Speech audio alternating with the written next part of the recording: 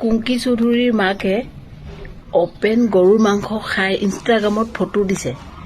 মামা, আপোনাক কথা এটা মনত পেলাই দিওঁ দেই।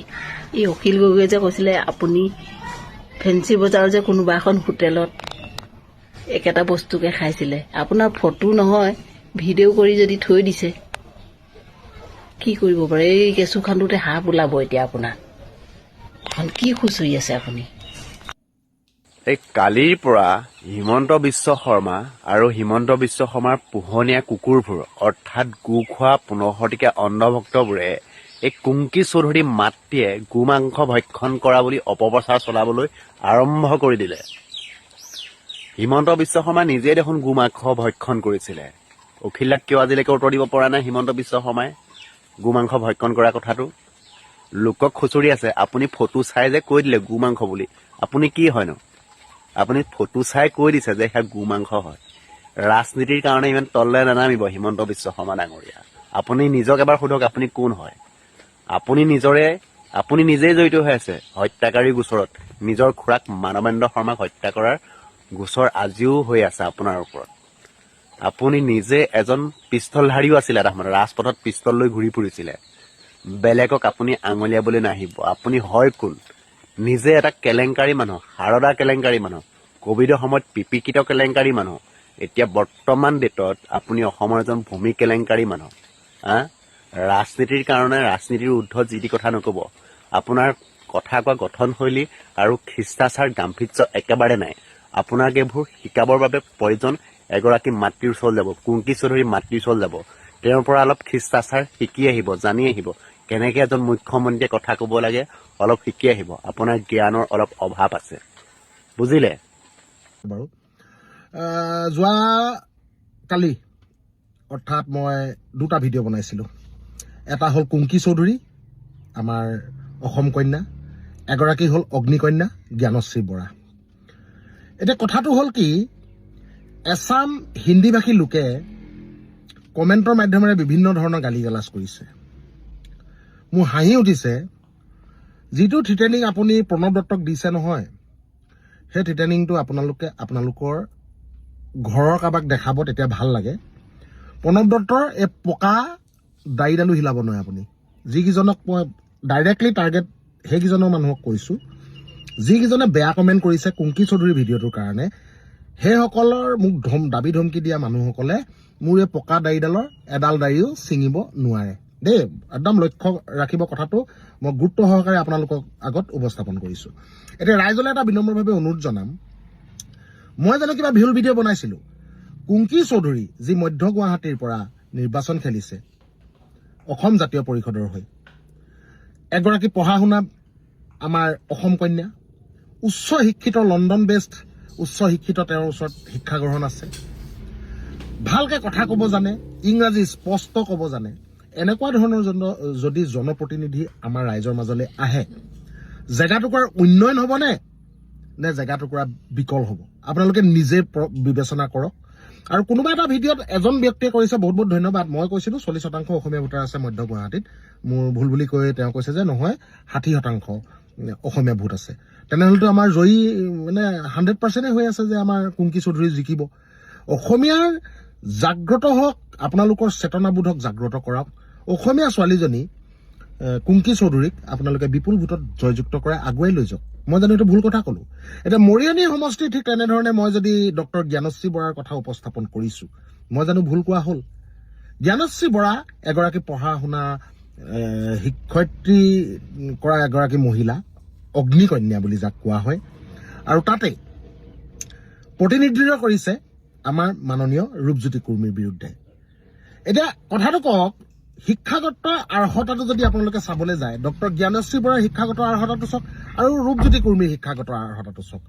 যিজন মানুহে মানুহৰ লগত ভালদৰে কথা পাতিব নাজানে, যিজন মানুহৰ পেটু হিৰ ফুলাই ফুলাই চিঞৰিবলৈ যাওঁতে জিভাখন লাগি লাগি ধৰে, যিজন মানুহে উন্নয়নৰ নামত লোকে কৰা ভিডিঅ'টো দেখাৰ লগে লগে শিলৰ লিপি বনাই কামৰ কথাবিলাক দেখুৱাই, কিমান দূৰ গ্ৰহণযোগ্য?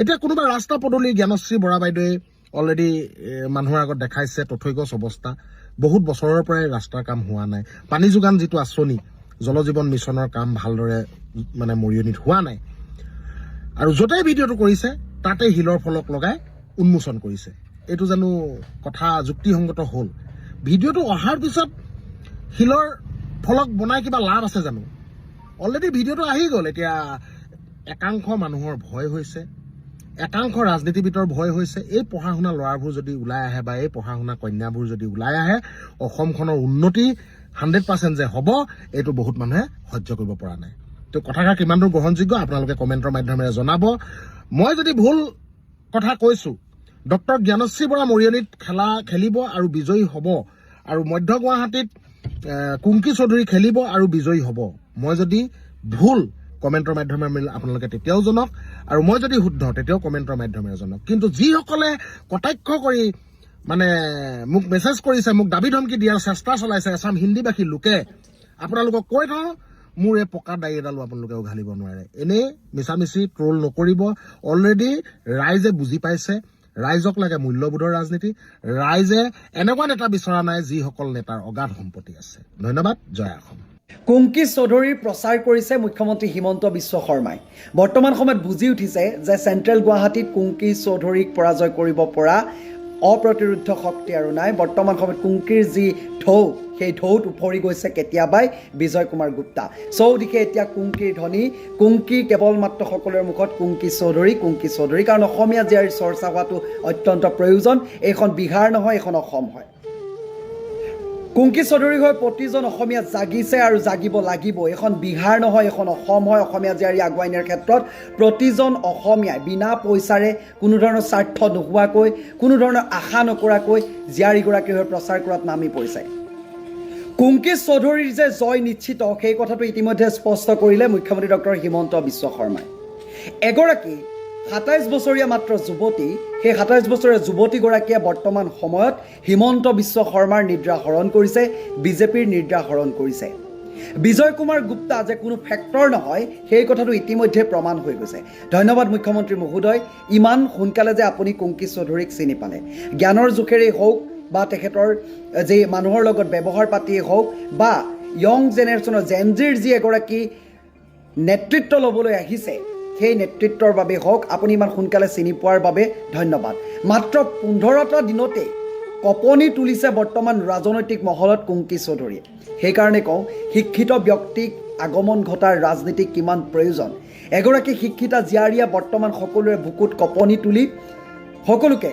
ৰাতি শুব নোৱাৰা কৰি দিছে চৌদিশে এতিয়া কুংকি চৌধুৰী চৰ্চাত মুখৰ হৈ পৰিছে প্ৰতিজনৰ মুখতে এতিয়া কুংকি চৌধুৰী আমিও আশা কৰিছিলোঁ এইটো কথাই যে কুংকি চৌধুৰী সৰ্বত্ৰে চৰ্চিত হওক বৰ্তমান সময়ত বিজয় কুমাৰ গুপ্তাক হৰুৱাবৰ বাবে বৰ্তমান সময়ত মুখ্যমন্ত্ৰী হিমন্ত বিশ্ব শৰ্মাই উঠি পৰি লগাৰ বাবে ধন্যবাদ আপুনি অসমীয়া এগৰাকী জীয়ৰীৰ বাবে যে এইদৰে আপুনি প্ৰচাৰ কৰিছে আওপকীয়াকৈ তাৰ বাবে ধন্যবাদ বিজয় কুমাৰ গুপ্তা হাৰিব বুলি আপুনি ইতিমধ্যে নিশ্চিত হৈছে আৰু তাৰ বাবে আপুনি এইদৰে কুংকি চৌধুৰী যে প্ৰচাৰ কৰি দিলে তাৰ বাবে ধন্যবাদ আজিও আপুনি মাওবাদী কুংকি চৌধুৰী মাওবাদীৰ লগত তুলনা কৰিছে আওপকীয়াকৈ আপুনি কুংকি চৌধুৰী যে প্ৰচাৰ কৰি আছে সেই কথাটো ইতিমধ্যে সকলোৱে গম পালে আপুনিও গম পালে আপোনাৰ বিজেপি কাৰ্যকৰ্তাও গম পালে চেণ্ট্ৰেল গুৱাহাটী বিষয়ববীয়াও গম পালে যে প্ৰতিগৰাকী অসমীয়া চেণ্ট্ৰেল গুৱাহাটীৰ প্ৰতিজন সচেতন অসমীয়া কুংকি চৌধুৰীৰ লগত আছে মাৰোৱাৰী সমাজ কুংকি চৌধুৰীৰ লগত আছে আজি দিনটোৰ পুৱা বনোৱা ভিডিঅ'টোত ইতিমধ্যে আমি জনাইছোঁ প্ৰতিটো মাৰোৱাৰী সমাজে বৰ্তমান কুংকি চৌধুৰীক সমৰ্থন প্ৰদান কৰিছে